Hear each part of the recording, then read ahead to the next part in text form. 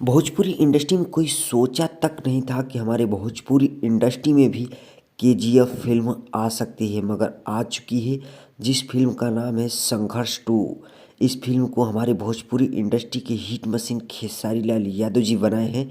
यह फिल्म कहीं न कहीं ऐसा लग रहा है कि केजीएफ फिल्म को टक्कर देने वाला है। आपको यकीन नहीं हो रहा है?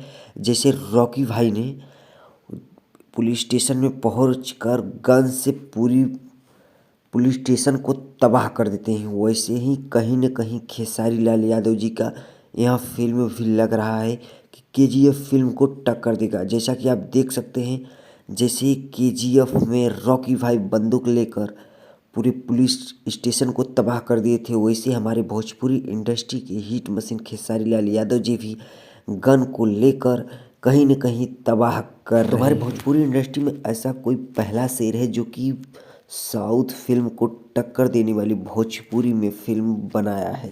तो आप अगर खेसारी लाल यादव जी के फैंस हैं तो हमारे चैनल को कर दीजिए सब्सक्राइब और कमेंट बॉक्स में कमेंट करना ना भूलिए।